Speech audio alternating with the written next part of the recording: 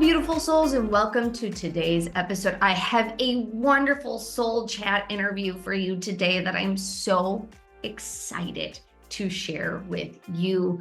I had the pleasure of interviewing Matt Kahn. Matt Kahn is a renowned spiritual teacher, highly acclaimed empath, and best-selling author known for his transformative insights into the journey of awakening.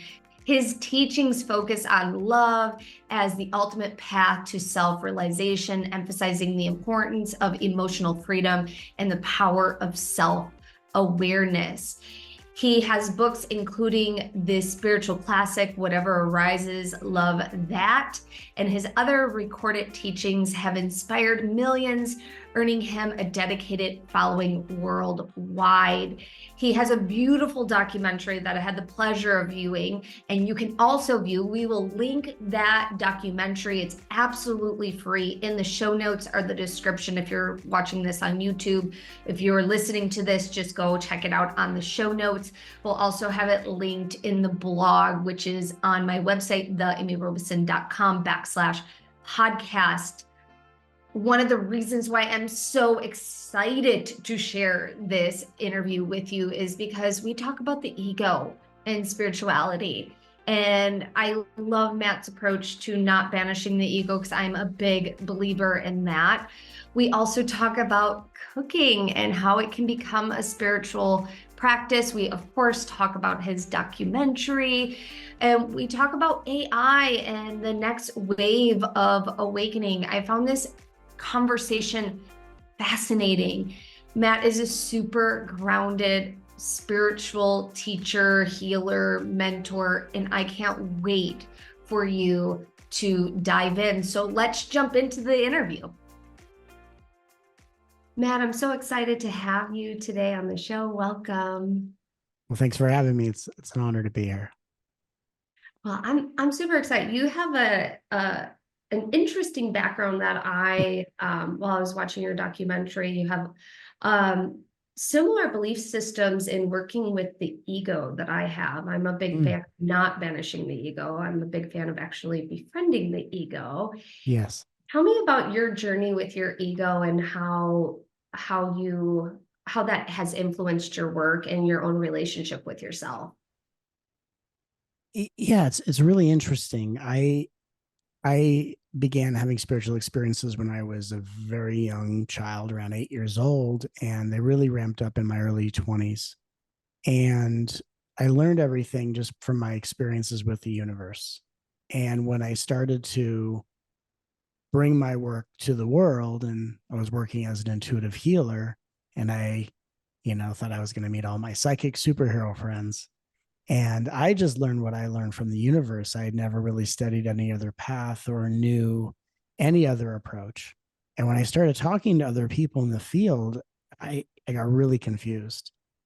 And the way I was taught and the way things were perceived or approached seemed really, really different. Everything that I had been taught always followed the standard of it's wisdom that is always equally rooted in love.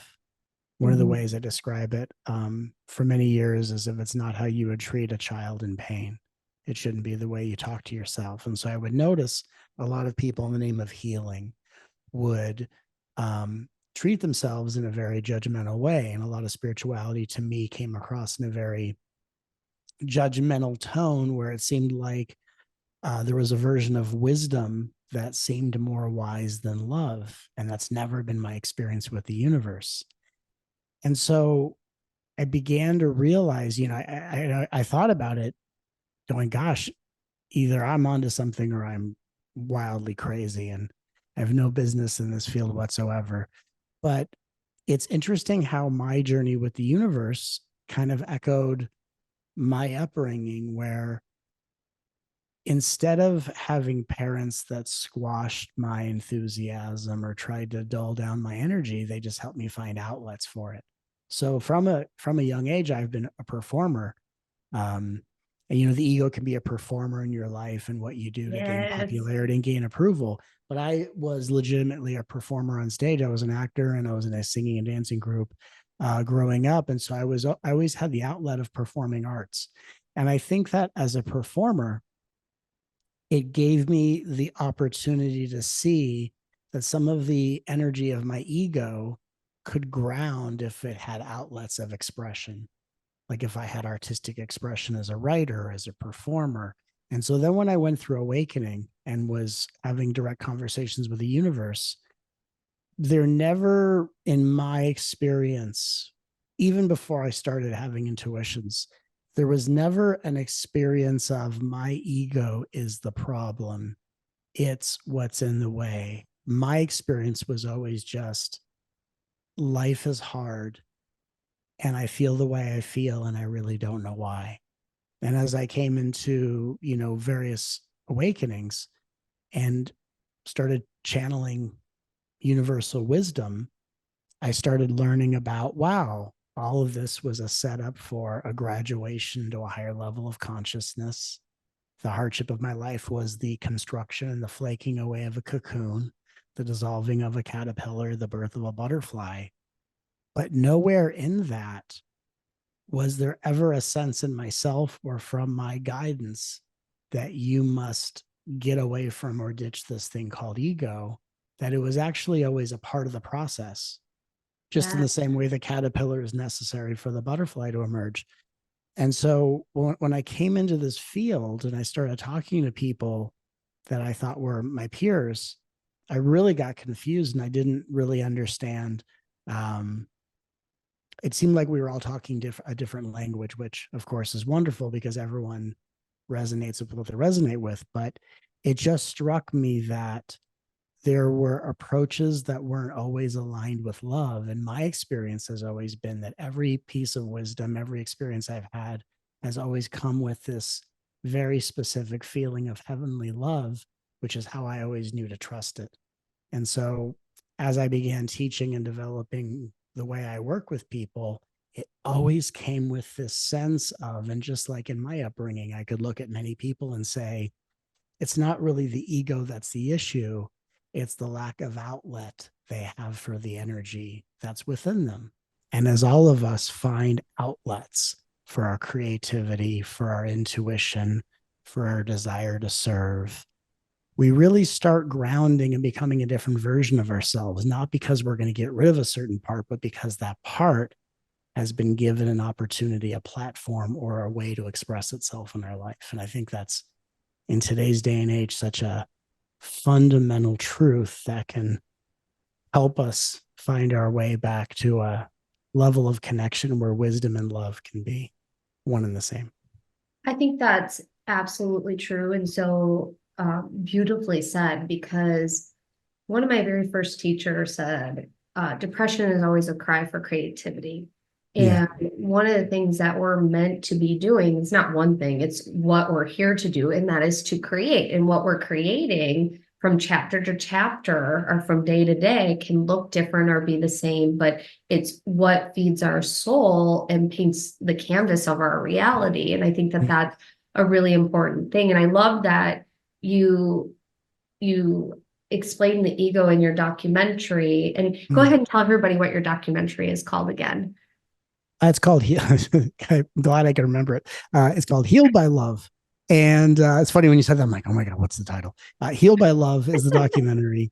And it's not, oh, there's that funny thing. It's not just a documentary about healing, but it's a documentary that heals you as you watch it. And I'm so proud of the work my team and I have done in just birthing this creation for the world.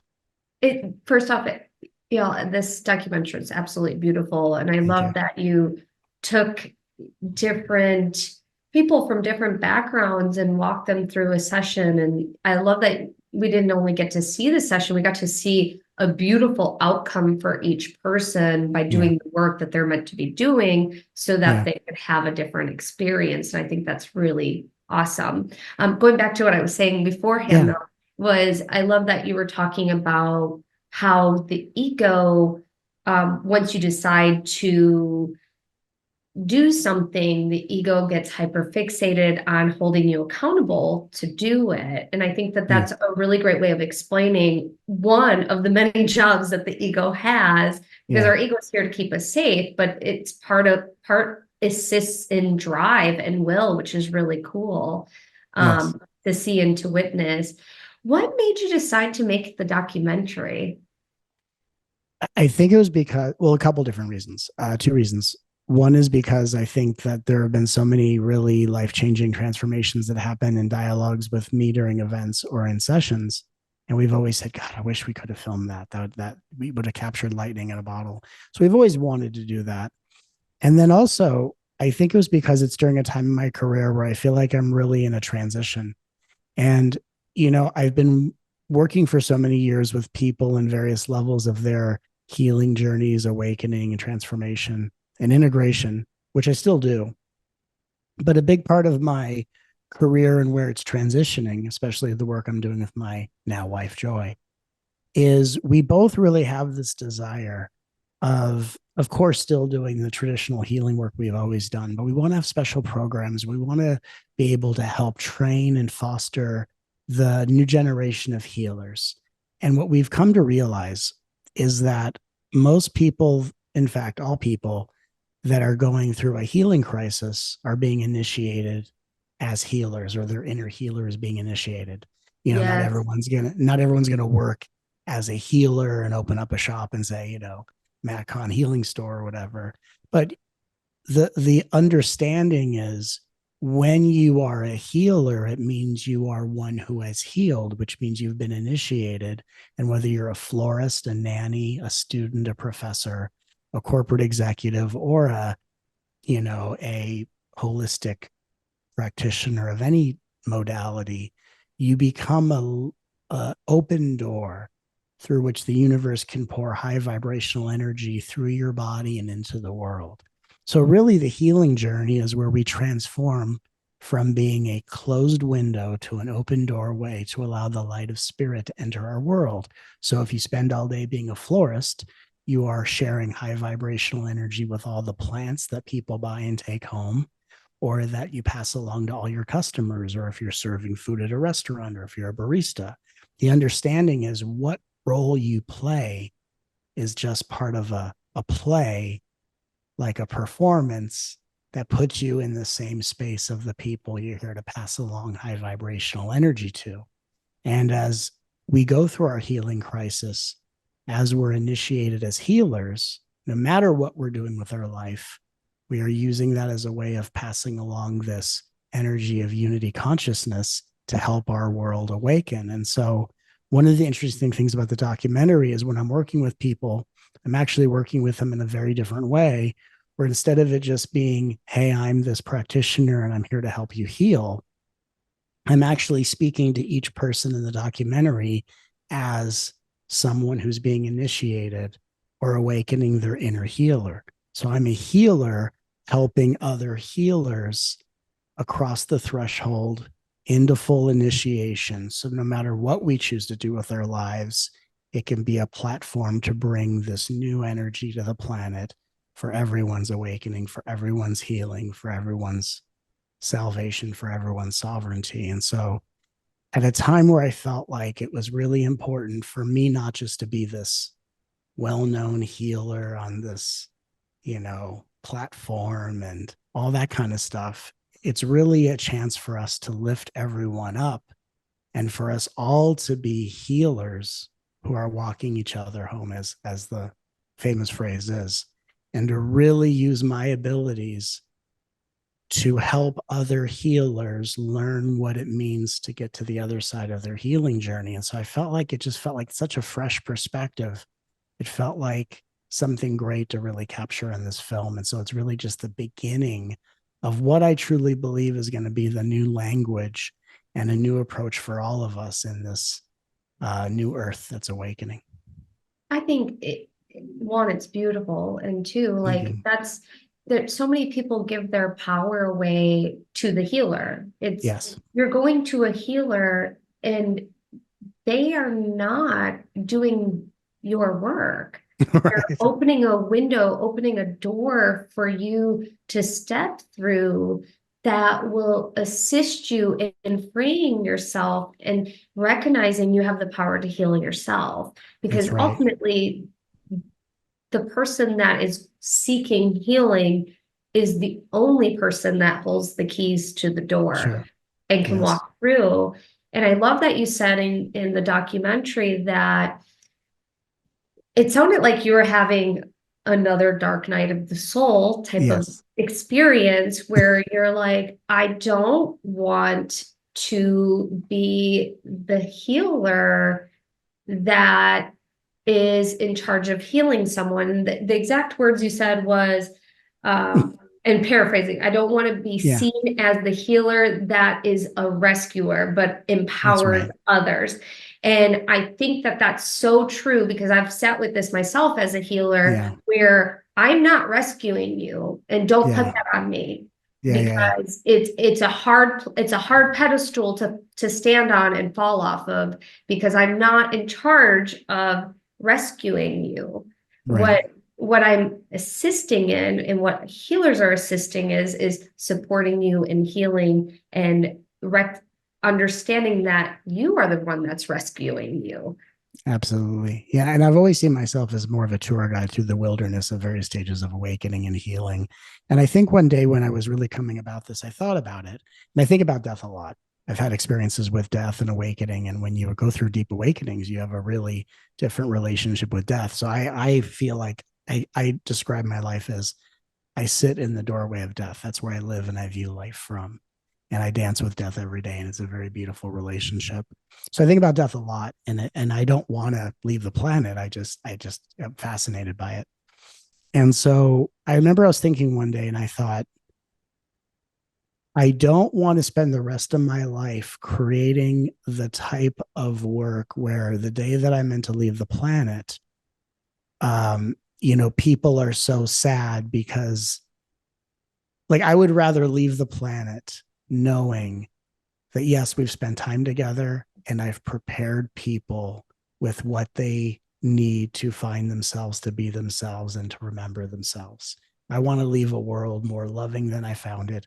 And I want to leave a world that's prepared, not a world that relies on me.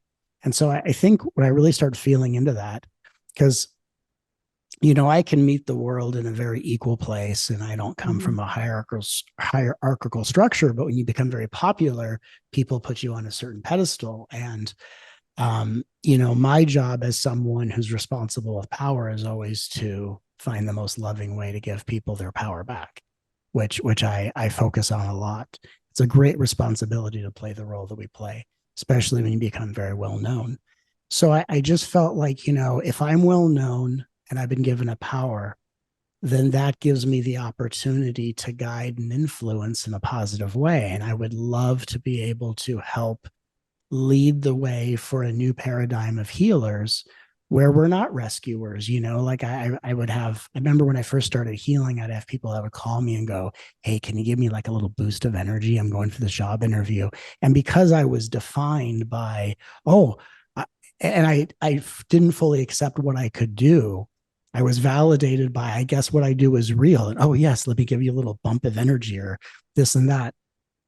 And I started over time to feel like I was like an energetic drug dealer, Oh my God, that's such a good way of putting it. right? I started to feel like an energetic drug dealer, and like, hey man, give me a little bump, just a little, little bump. I got my It's so family coming to true town. I get a little though. bump. Can you just a little Archangel Michael, just a little whiff of Archangel Michael. Can you just, and I I, appreciate the humor in it though, because it's true. you know what I mean? It's so funny. And at the same time, I realized that if, I want, like we all, I want people to know the spirit within themselves. I want them to know there's an infinite source within themselves. Of course, I depict it a certain way. I'm a certain frequency. I have a way of talking about it, and with my humor and with being very loving. Uh, and yet there's an equally unique source that's going to animate itself totally different in every single person. And so it just became very important to me of learning the difference in the last, I would say, 5 to 10 years. It's really become very clear to me the difference between the role of a healer and the role of a rescuer. And I think when I really healed my deep rooted familial patterns of codependency is when I really started to see it. And it's when I went from doing incredible work to doing amazing work. And I just feel like the work I'm doing now, especially with my wife and I partnering up, my brand new, we just got married. I feel like I'm doing the work that fulfills me on the deepest level, even though the work I've always done, I really am proud of. But I'm really quite just fulfilled in what's what's being offered, how it's being offered, and how it's being languaged. So it's been quite a journey. I love that. And the thing is I always say this is the type of work that we do, Yeah. you can recreate anything that you want. So if you're Yeah. bored or you're not happy with how you're doing it, or you're ready for the next phase, you Yeah. can go and do it, which is Yeah. awesome. And I'm so excited for you in the next phase that you're in, because it is Yeah. nice to partner up and you get to do it with your lovely wife, which Yes, I do. congratulations on that. Thank you. Yeah, That we have a lot of plans and a lot of things that we want to do differently because I think for both of us, we're both very creative, artistic people. So for me, there became this, like as a creative person, I think of myself as an artist.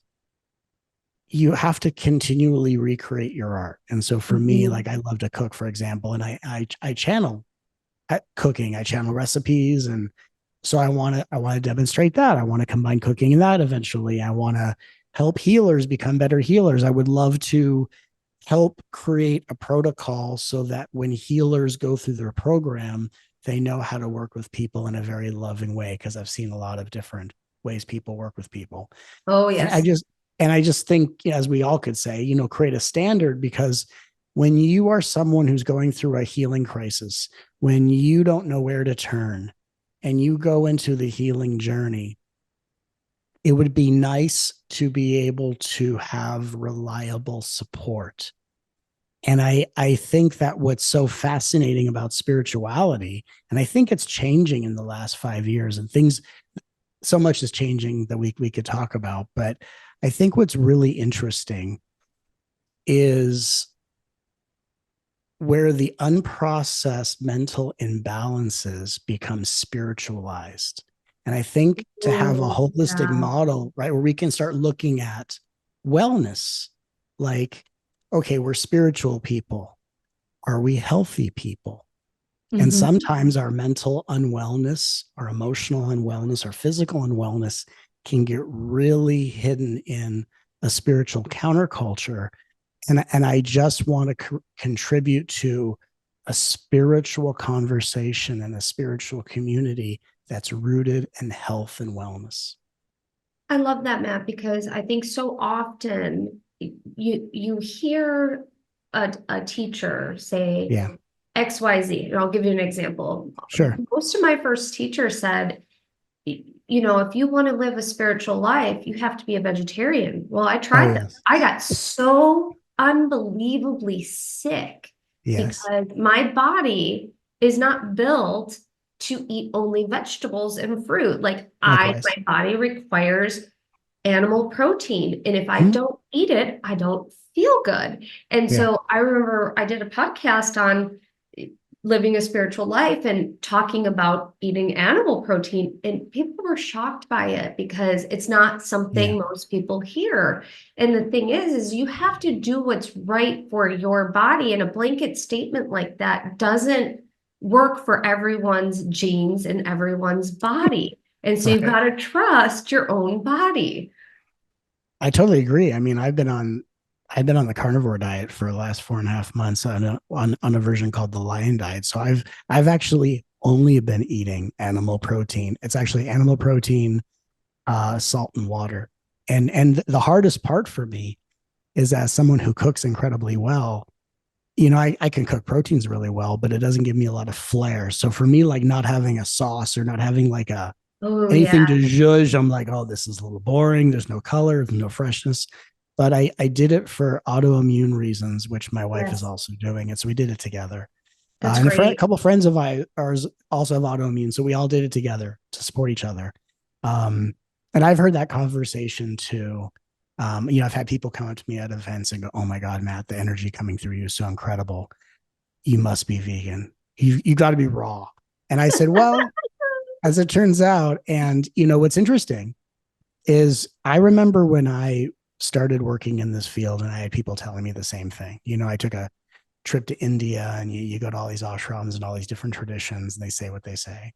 And I had a conversation because, as an intuitive, I can connect to different realms and kingdoms. And so I had a conversation with the animal kingdom. And I said, look, and I was a mediator at the time. And I said, look, if you tell me that being vegan is the way to be for the work I'm doing spiritually, if you tell me this, I will raise the flag of veganism and I will be the most dedicated vegan ever. And what the animal kingdom told me is they said, look, every form gives its life to something greater than itself. Everything is used to feed something in the ecosystem. They said, if you make choices that are humane, every meal you're voting for the way you want things to be treated. So Yes, I I don't love wish for that. I don't wish vegetables to be treated with, you know, uh, the spray Roundup.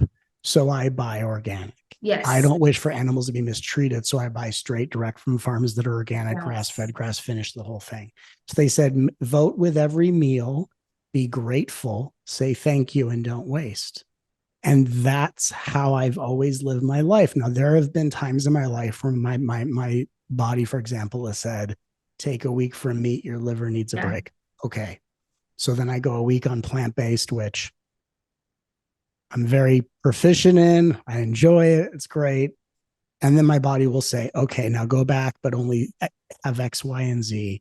And I literally just follow my body. And I think that I love what you just said because it just, we're coming into a day and age where everyone is unique, everyone's different, and everything has to be incredibly prescriptive for who we are, the journey we're on. And to say that one size fits all, or you can't be a high vibe person unless you do this versus that, um, it's just part of, it's just another level of ego that we're all kind of integrating and waking up from. yeah. And I appreciate you saying that you're on carnivore. My husband's been on carnivore Yeah. for almost a year now, and he's Yeah. healthier than he ever has been. Mm-hmm. And he follows Paul Saladino. Do you know who that is? I've So heard of him. he's a big person in raw kefir, honey, Mm, adding berries and having just meat. So it's a modified version again of carnivore. Like there's exactly. all these different versions of one one system to follow, right? Yeah. And so, but you got to do what's best for you and what works for you. And um I love that you and your wife are trying something different because Yeah. autoimmune is a very big thing. Yeah. And most people suffer from that Yeah. until you find something that works and gets the condition or whatever it is that's happening under control. So that's Right. awesome. In the documentary, I want to go in a little bit of a different direction. Sure. You talked about um, going into your Akashic records. And I'm a big fan of the Akashic records. I teach the Mm, Akashic records. I love the Akashic records. What is yeah. your journey with the Akashic records, and how has the Akashic records helped you in your life? Well, the Akashic Records is what I access whenever I'm channeling intuitive information. And I have my entire life, even though I didn't know what the Akashic Records was. As I started to meet my guides, my first guide, my main guide's name is Melchizedek. And I would then be introduced to other guides, Archangel Michael, Mother Mary, Jesus, the whole cast of characters. And I remember one day and I just thought, oh, these are the beings that are giving me information. And then they kind of took me on a journey one day, and I guess you can call it an astral projection. I just kind of closed my eyes and went somewhere. And I didn't leave my body, but I kind of went on this little journey, and I found myself walking up what looked to me like the steps of the Lincoln Memorial. Had Okay. white pillars and just very either Lincoln Memorial or kind of Roman-ish. And so I Yeah. walked up the steps, and there was a big light table in front of it. And in front of this light table were all these beings, these guides I've been working with, and they were in front of the Akashic records. And so I had this experience with them. And then I would have these other experiences where I'd be guided into the building of the Akashic Records, which to me looks like a big library. That's how it appears to me. And it was always very specific. Like I was always met by what looked like a Gregorian monk or someone in this like brown monk robe with the hood up, and you can never see their face. I And they, love it. and I was told they're called the gate. They're a gatekeeper, and I Yes. just go along with everything, right? And they lead me into the Akashic Records. There's all these rules, and I'm just going along with it. So they lead me to the Akashic Records. They go to a certain book. I don't touch the book ever. They pull the book out. They open up to a page of a contract, and I put my hand on top, and the energy of my hand comes out and signs the contract. I don't touch the book. I don't go snooping around the Akashic Records. It's a very specific protocol. And every time I'm channeling in an interview or with a group, those are the files I'm pulling and accessing. So I've really had experiences with the Akashic Records my entire career. And I just kind of live with the universe on a need to know basis. Yeah. And it's exciting when I share it with someone and they go, yeah, totally. And I'm like, really? That is wild, because it's so specific. And so, and I also really love that about the universe. I love the protocol. I love they walk me in, they pull the book, they open it up. I put my hand over the book, this light comes out, activates things, and clears contracts and integrates timelines. And it, that's how I've always been with the universe. Is they teach me as I go along, and I ask a ton of questions. That's the most important And piece. yeah, and that's how I literally became educated. I would just ask question after question every day. I'd ask sometimes the same questions, and it's never been wisdom without love. Yes. I've never gotten an answer in 18 years, and I talk to the ascended masters every day, even though recently my experience is actually shifting, which is interesting. But I talk to them like all day in between my life. And there's never been anything in my life, there's never been a situation from the George Floyd incident to 9/11 where I've received wisdom that is less than love ever. Yeah. And I'm just grateful for that.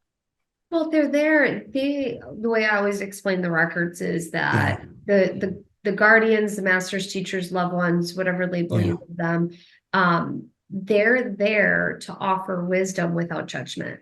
Sure. And they just want to love on you. They know that you're having a human experience, and so they take Yeah. all of that into account. And I love asking when I hear someone that's accessing the records, Yeah. and even my students, because I love hearing how everyone perceives the records, because it's always so different from one another. Yeah. And you know, some people see libraries. For me, I don't see anything. Like, I just Yeah. know I'm there. They just tell me the information and we're good. Yeah. And so, and then there's people that it's like an ancient forest. And so it's really neat to see, because the guardians meet you where you're at and how your consciousness can understand it in your Yeah. human experience, which is really cool. Now, you said you're like, your experience with the records is starting to shift. Is that something we can talk about? Yeah. So it's not with the records, it's with my experience with my guides. So Yeah. I've had ascended masters walking with me my whole life. Melchizedek is the main guide I talk to. And he sounds, looks like Gandalf the wizard. And he, talks like, Yes. my son, by tomorrow's time, says all these weird, fun things. And he says words that I've like, and I look it up and I'm like, holy shit, that's like the right usage of a weird word. Like, That's my favorite part of the records, is learning new words. yeah, like ubiquitous and superlative. And I'm like, whoa, what is that? That's cool.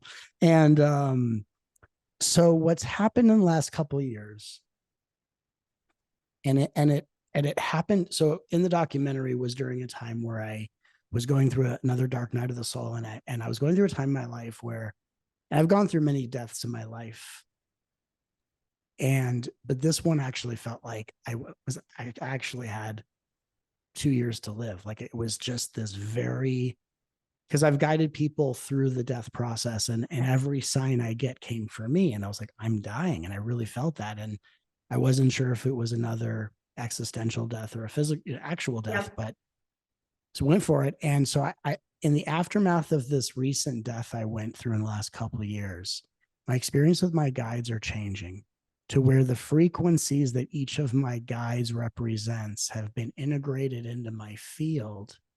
And it's as if their likeness as these beings are not disappearing away from me, but they're collapsing into me, to where Mm-hmm. I'm becoming just a living transmission of what I embody. I'm still pulling from the Akashic records, but instead of it being me having a conversation with my guides as intermediaries, it's starting to become just this embodied presence.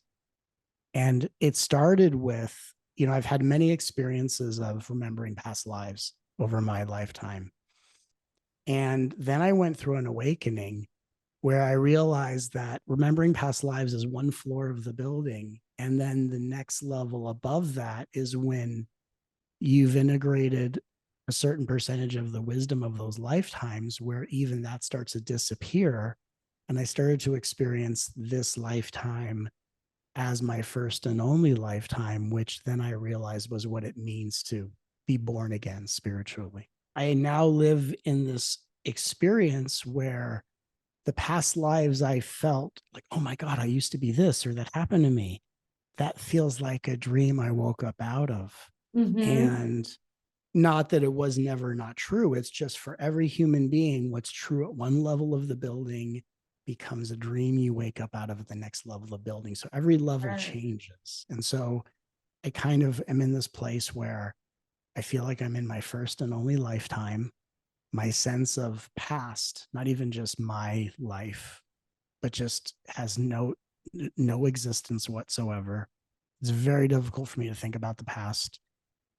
And I still have communication with my guides, but it's less and less frequent. And so it's kind of the analogy of I'm on a vision quest, and my shamans that have been guiding me are backing up and backing up so I can just be one with myself. I love that. And it requires a tremendous amount of trust Yeah. and a tremendous amount of surrendering, because Yes. what if you're going through that, what happens is Yeah. sometimes, what happened to my gifts? Yes. Why am I not hearing from my guide?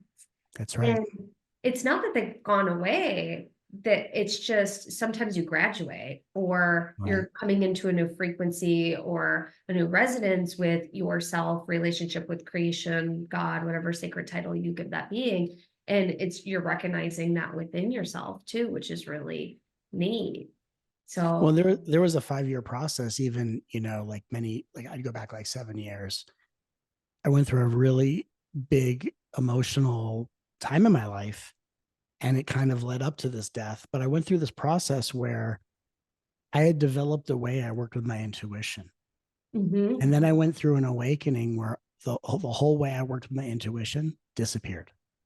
And as I was teaching in front of audiences and doing calls, I had to learn how to use my intuition without using my intuition, which is kind of like listening to empty space, listening to silent air, and just allowing out of nothing the information to come, but without your intuitive ego or that process Yeah. doing its thing. And it was really scary.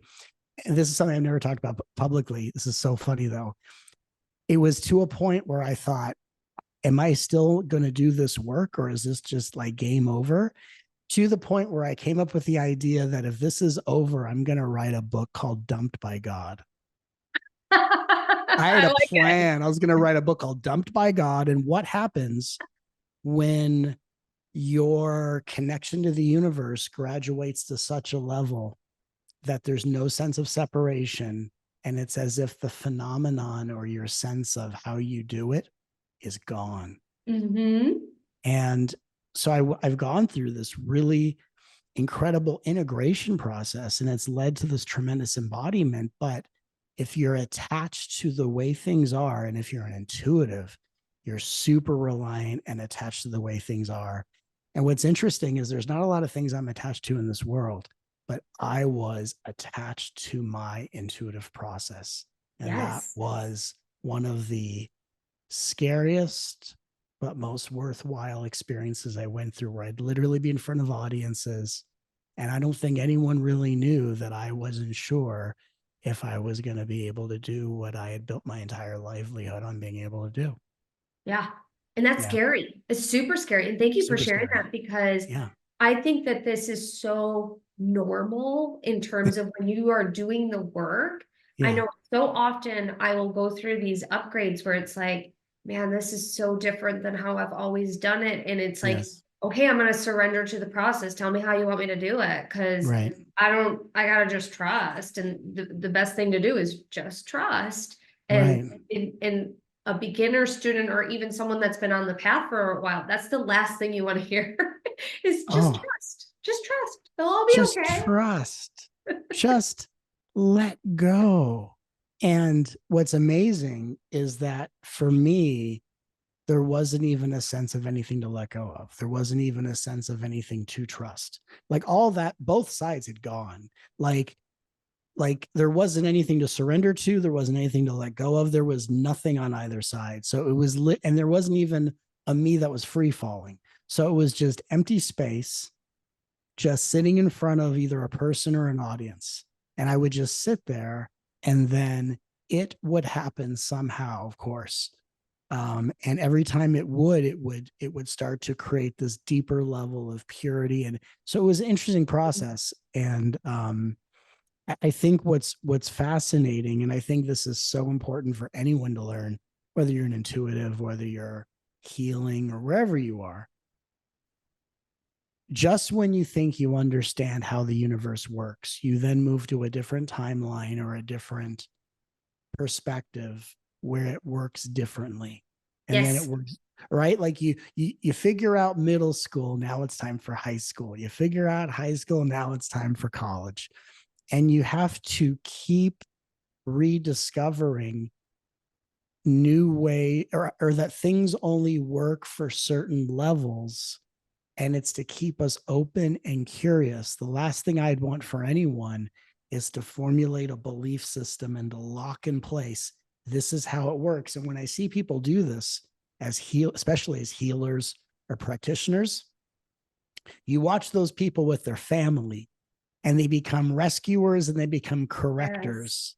And one of the greatest gifts I was given is I was given a family that by and large didn't understand what I did and didn't really care about what I did spiritually. They cared about me. And it was the divine dressed up as people that said, don't overlook your human beingness, and Yes. learn to have a conversation where I could help support their healing without using spiritual jargon, without needing them to come to my side of the fence, without me needing to shift a belief pattern. And then I also realized way early in the game, and this was something I was really grateful for.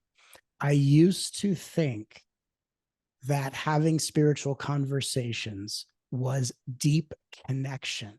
And what I Mm. realized is I was just comfortable overly processing my life, that if I couldn't process with someone, we weren't going deep enough. And then I woke up out of that.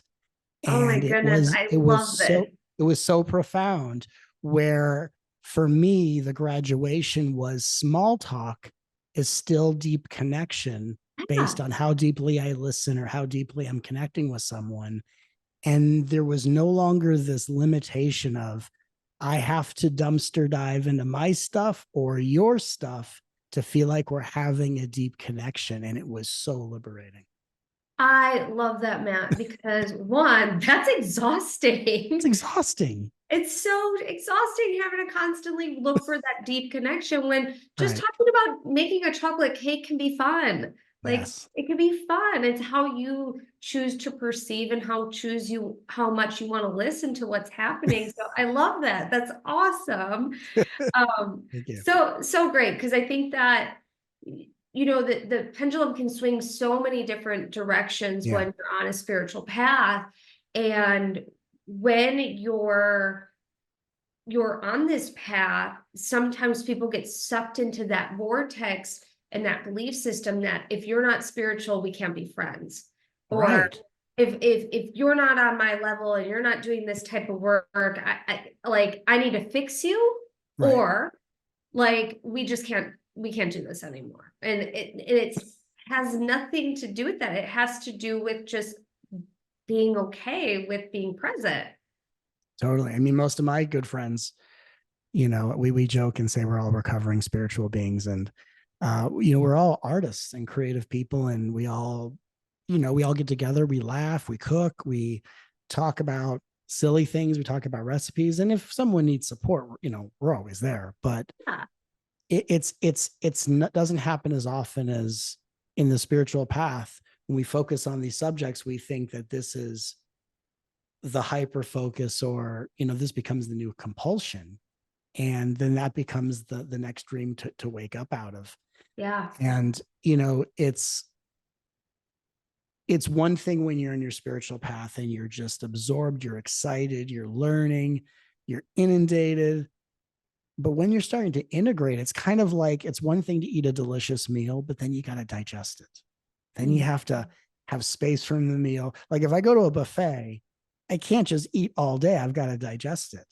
And so digesting and assimilating spirituality is different than devouring it. And I think if we learn how to savor it and not devour it, it really makes our experience incredibly, I would say more rewarding. I think that it's enough that when you start waking up in spirituality, it feels like the wallpaper of life is falling to the ground, and it's so existential that, it's really an opportunity to transform the human that we are and not sidestep it. And so I Yeah. just think in this new paradigm, there's so many of us that are being ushered in to model a more responsible and less impulsive or immature version of what this has been. Again, it's just the maturing and graduation and the refining of this. And I'm just very happy to see it happening in so many different ways. It's cool to witness. Yeah. Now, I'm sure that you have heard this and you are witnessing it, like we're all Yeah. waking up.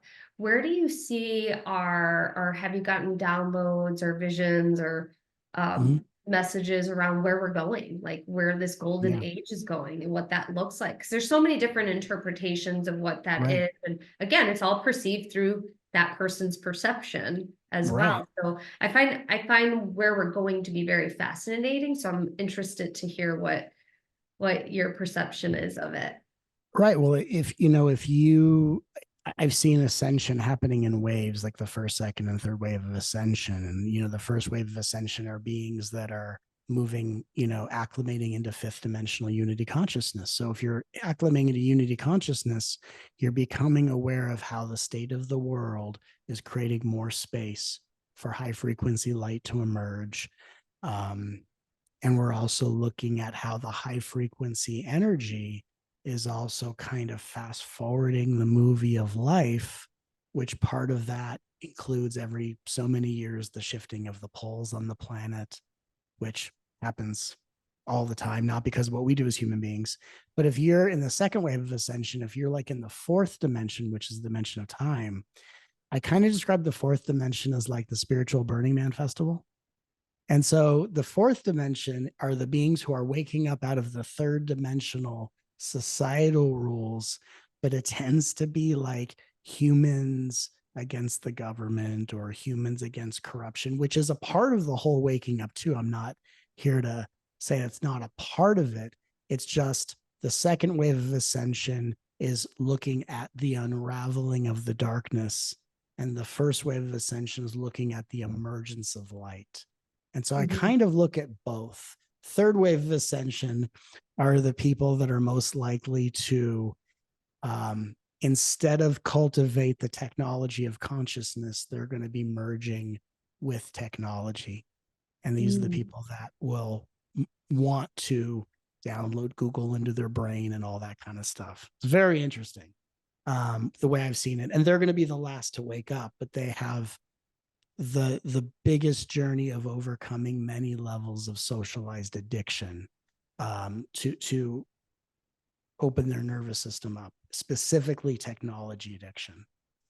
Technology addiction exists in the second wave of ascension, but it's very functional. Like my father was a functional alcoholic. He was a successful man, but there wasn't a day in his life where he didn't have his ritualistic whatever. So I think that when we look at the waves of ascension, the truth is we don't have to defeat or overthrow darkness in order for the light to win. The way I've always seen it, the way it's always been explained to me, is that the light is actually, well, the darkness works for the light and doesn't know it, because the Mm, darkness is actually giving people a chance to turn inward towards their light and step into their power. And if every being could step into their power simultaneously, there'd be no more purpose of darkness. And we would literally timeline jump and everything would shift instantaneously. And the planet would literally change overnight within a split second. And so at the same time, the light is not fighting the darkness. It's not opposing the darkness. It's actually rescuing the darkness. It's rescuing the darkness from its own dream and returning it back to the light that it forgot it that it was. And so, mm, in the way that I've seen everything, yes, humanity is right now in a state of turmoil. We're watching the collapsing of old structures that aren't working anymore. We're watching levels of deception that can't be pulled over the eyes of humanity anymore. We're watching what I will call the fall of Rome. And it's very interesting yes. to watch whether it's the ego structure of corporations, corporate interest, or politics or whatever. We're watching people realize the solutions are going to come from a community level, from a grassroots level, as the light awakens in all of us. But the light isn't fighting darkness. The light is holding space for darkness's return home and saying, thank you, darkness, for playing the role of turning people back towards their own light. And I will even say there are people on this planet that have been diving into darkness and either not knowing it or knowing it. And darkness's job is to be a vehicle that leads people straight back to the light eventually. Yeah. And so I find it all very interesting. These times feel strangely biblical, but it's, to me, it's not Armageddon for innocence. It's Armageddon for the ego structures that are no longer going to run the world. Very well said. And I Thank you. think that it's a nice way of how you explain that it's darkness is allowing people to turn inward, Yeah. because so many people are used to expand, expand, expand. Well, Yeah. actually, part of even sacred geometry, part of it is pulling in. And when Right. you pull in, you actually recognize the whole universe, the whole creation that's inside of you. Yeah. And you have to be willing to go into that space and collapse inward in order to recognize that. So I love how you said that. Mm, I want to circle back to one thing you said sure. about addiction. What would you tell someone? Because technology is, Yeah. it's designed to give you many dopamine hits, your Of cell phone, course. your smartphone, all of that. You have these ticks. And what would you tell someone that is fighting that? Because it is a real thing that people are dealing with now. Right. Well, I would say to the degree that we are dependent on our smartphones is as dysfunctional as we allow our third eye and crown chakra to be. That consciousness is the original and highest technology. And, we're in a world where technology does create conveniences, and there's definitely a place for it. But when it is used in a society as distraction, as a way of replacing your connection to your own intuition, and most importantly, especially as intuitives, what I have found is that the addiction people have to technology shortens their attention span. And the Yes. reason that's so incredibly important is that the longer your attention span is, the greater your psychic endurance is. Like, for example, I can go on stage and I can transmit and I can teach and just channel a couple hours, lunch, teach a retreat. By the end of that 3-day retreat, I can sit down and do the entire thing again. Like, I have such endurance because my attention span has been so lengthened, my focus, my presence. And it's something I was trained by the universe to do at a young age. When I started this work, and I started being trained by the universe, and I thought, look, I might be in training by the universe, or I might be completely batshit crazy. We'll see, right? We'll see. And Yes. I developed a level of focus because I used to be, I guess when I was a kid, they would probably have said I was ADHD or whatever, but I had Mhm. zero attention span. I would start something, not finish it. But when I got into spirituality and I was trained by the Ascended Masters, I went into a level of training with them that made my focus and my depth to where when I transmit a teaching or I transmit an energy, the depth that people feel it, the yes is so deep. And it's because of that attention span. And so it affects my life where, like, if I'm watching, like, for example, I like watching professional wrestling. That's just one of my things I love since Have I you was a been kid. geeking out on all the 80s documentaries on all Oh, wrestlers? all of them, They've all of been it, so good. all of it. And WrestleMania happened a couple, like a weekend ago or 2 weekends ago. And that's like a weekend of all these different shows. I got like 12 hours of shows to watch. That's But, awesome. but what I'm cognizant of is how much time I'm in front of a television because I don't spend a lot of time in front of a television set. Hmm. So I'd watch a little bit or I'd prioritize it because I realized, hey, I want to watch these cool shows. But I start to get this weird feeling, which means it's affecting my nervous system. It's going to start wearing on my psychic endurance and shortening my attention span. So I learned to be very aware of um, how much technology I'm exposed to. Yeah. I haven't gone to a movie theater and seen a movie in like maybe 8 years. And it was last movie I saw, I came out of the movie theater and I just had this awareness of, I feel like I'm on drugs. I was in front of this huge screen and I feel like I'm just on drugs. Yeah. And I just realized I don't think that's really good for me personally. And then I That's good used to live in, self-awareness. yeah, thank you. And I went to Bend, Oregon. I used to live in Bend, Oregon. And I walked down, and there was this like vintage arcade. And I was like, oh my God, I haven't played a video game and God knows. I walked in, Street Fighter 2. Let's play Street Fighter, right? I haven't played that in years. Put a quarter in. Holy crap, the anxiety in my body. I don't have anxiety. I was Yeah. like, and I literally just walked away. I'm like, I can't do this. And so I realized for me, even though I still listen to like Metallica and like I listen to Yeah. like, but there's certain things that aren't good for me. And I have to live my life like a psychic Olympic athlete where my entire life, my diet, my exercise, and what I expose myself to is all designed to keep my attention span lengthened so I have the most amount of psychic endurance. And that's why I don't get so tired from the work I do because I've developed that endurance. And I find that technology, when we just kind of veg out and we binge watch us, it affects that in us. And so there's people that will veg out and watch technology for God knows how many hours or play a game or whatever, and then go, I can't hear the universe. So I think Well, you've it's been really programmed. It's you're watching a program. And that's exactly. the thing. So I think it's Everything. really key that if we're going to be connected to source, we have to choose which technology we spend more time with. And I think if we spend more time with our inner technology, with consciousness, and less reliant on our smartphones and our tablets and whatever apps, whatever it is, I think that's what's going to help us really continually make these leaps forward.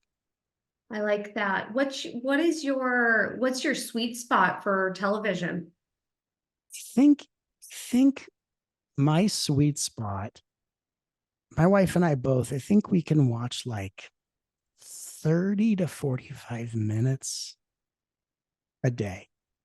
Like there's certain shows we like. Yeah. Like there's the show on YouTube we watch all the time called Redacted. And it's this news program and it's just news, but not with any bias. It's awesome. And we watch that. And it's There's like a all 90 sorts of minute show. cool news programs that are coming out Yeah. on different Yeah. platforms. I feel very adult watching that. And we watch Redacted, but it's a 90-minute show. We probably get to the 35, 45-minute mark and we just go, you know what? We're done. And we, you know, and we go and we meditate, and that's how we both fall asleep. My wife and I both meditate into sleep. And I do the same thing. I think it's yeah, one of the most powerful practices because it yeah, just one, it makes me feel so good. And yeah, it's like my second or third meditation practice of the day, and it makes me yeah, feel good. And it's like easy practice to do. yeah, yeah. And I think also for me, like if I had to date myself, if I just got out done with the retreat and I have a couple days off, like I have a couple days off. What I want to do is I want to actually listen to music. I want to go to the grocery store. I don't fall. I want to buy just things that inspire me, and I want to just create dishes. That's what I like to do. Is I just like to create.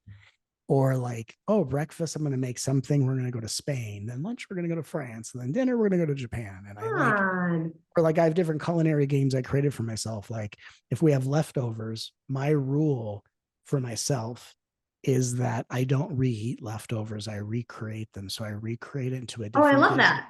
Or if it's from a certain cuisine or a culture, I then go, okay, let's change the culture and recreate it something totally different. And I have all these different things. I would rather spend 5 hours in the kitchen cooking small meals for myself and my friends. Like I have my friends coming over in a couple hours today. They happen to be plant-based.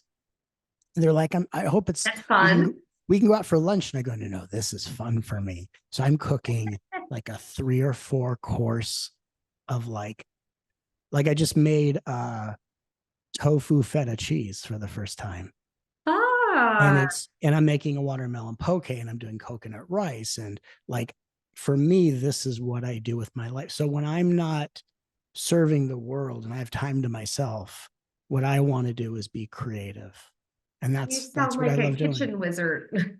I am a kitchen wizard. Thank you. My wife, that's she and I both love cooking together. And when we first got together, it was such a beautiful thing, you know, as a man meeting my beloved now wife, and just this way, one of the many ways I could show love was just like creating something, and the ability to create for my friends and my family and my wife, and to have them just go, oh my God, Matt, you should do a show or you should do a cookbook. Like there's something about when you love someone by creating something Yeah, that is so fulfilling, and it's like surfing a tidal wave. It's so exhilarating.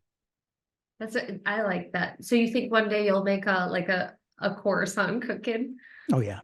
I think I would love to. I that mean, I sounds want to do fun. cookbooks because I want to teach people how to intuitively cook, and not just like stream of consciousness where you start throwing things in haphazardly, but just as I channel teachings from the Akashic records, I was taught to cook intuitively, and my guides will talk to me when I'm cooking, and there's certain ways I've developed intuitive skills to cook and certain rules of how I cook and the things that I've learned. And it's interesting because when I was a kid, I always thought, and a lot of us probably were raised like this, I thought the more decadent, the more delicious. So when I was a Yeah, kid, it had to be like a cheeseburger with bacon and a taco on top or something like crazy.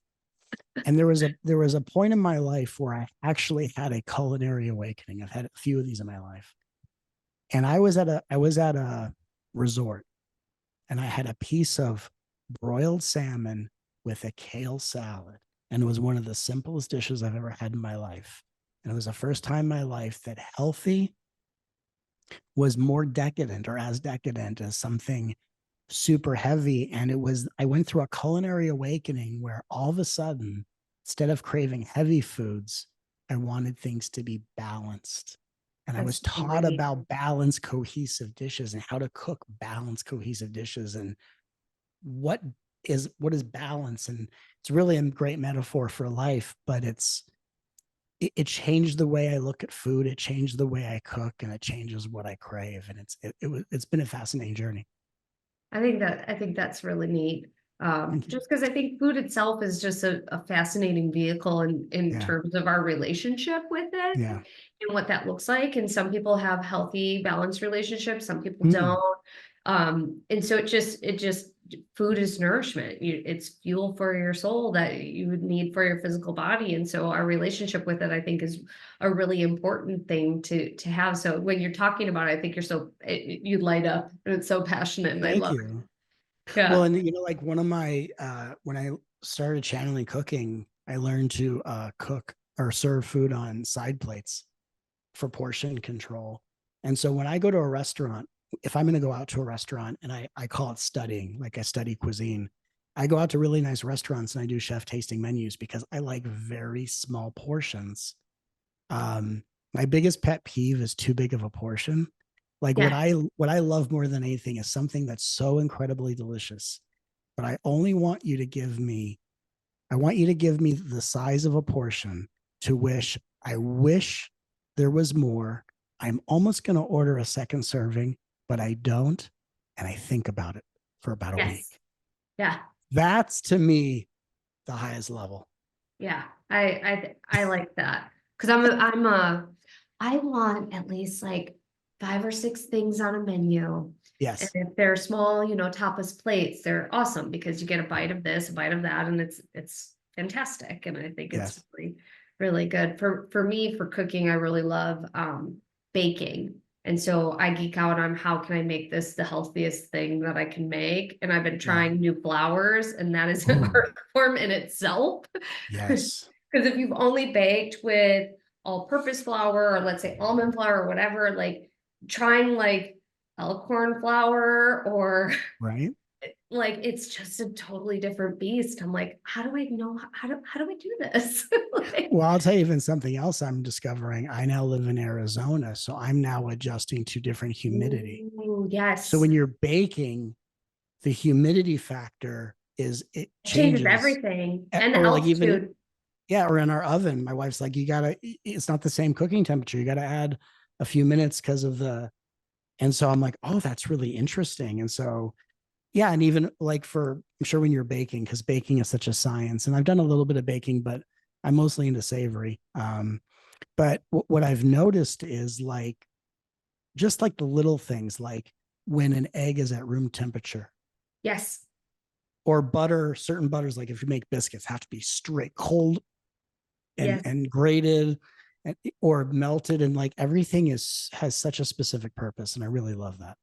It's a fascinating thing. I have a toddler, and so toddlers are in their carb phase, Yeah. and she eats nothing but carbs, and it's just the phase that she's in. So I'm like constantly trying to figure out how can I get a protein in there and make Yeah. it fun. And so it's been an interesting journey because my inner child's coming back out because I used to love baking and cooking when I was a kid. So it's Yeah. a lot of fun. Yeah. So tell me about how they can watch or get connected to your documentary. Well, if you go to mattkahn.org, that's mattkhn.org, and you sign up for the free newsletter, we will send you a free link to the documentary. Again, it's a documentary that heals you as you watch it. And we created it, for the world and to usher in this new paradigm. And so it's a free documentary that we're offering humanity. And by signing up for it, you also get our free Sunday newsletter, and it's just a way for us all to be connected and to build a community of empathic, heart-centered consciousness. And, for all of us that are going through this journey and we're learning to really balance spiritual with being a human being, it's nice to be in community with others who are wanting to be healthy and mature and embodied. And so it's just a great way for us to be connected. And the documentary is, again, just a love offering that I'm excited for everyone watching this to receive. Oh, and we'll put the links in the show notes and the show description as well for you. So if you're wanting to check that out, we'll also have those links accessible for you. I think the documentary was done very, very well. I Thank really you. enjoyed watching it. I've enjoyed talking with you. Is there Mm. anything else that you're looking forward to on a personal or professional level that that you're excited about? Well, my wife and I are going to write our first book together, so we're very excited about that. Right? My friends are coming over in a few minutes. I'm excited to make some vegan and plant-based food for them, which is going to be delicious. But I'm really just excited um, to watch our world evolve. And what really excites me is that even when it looks like the world is crazy or falling apart, it really is just pieces reassembling in a more conscious and loving way. So I'm just excited about the world coming into more loving resonance, and I'm excited about loving the world as it comes into that new alignment. It's exciting to see what's going to happen soon, Yeah. and I so appreciate you Well, being on today. Thank you very much. Everybody, go check out the documentary. It's absolutely beautiful. mm, Thanks, Matt. thank you so much. All right, my friends, how did you enjoy that? Did you like the part around talking about the Akashic Records or the AI or the documentary or cooking? What was your biggest takeaway? I had so much fun talking to Matt because when we talk to other mentors and spiritual teachers in the community, I think that it's a great way to connect communities and to raise our consciousness and to see what's possible. We are all in this together, and I just want to congratulate you on diving deep into your spirituality and to continue to learn, because it is so important to keep on going, to keep on diving, to keep on learning, because it is a way to awaken and to have self. So, all right, my friends, if you liked this episode, please make sure you like and subscribe and give us a review. Also, share this with a friend. It was a fascinating conversation, and I would love for you to spread the word on it. So, all right, friends, have a wonderful day. I will see you in the next one. Bye.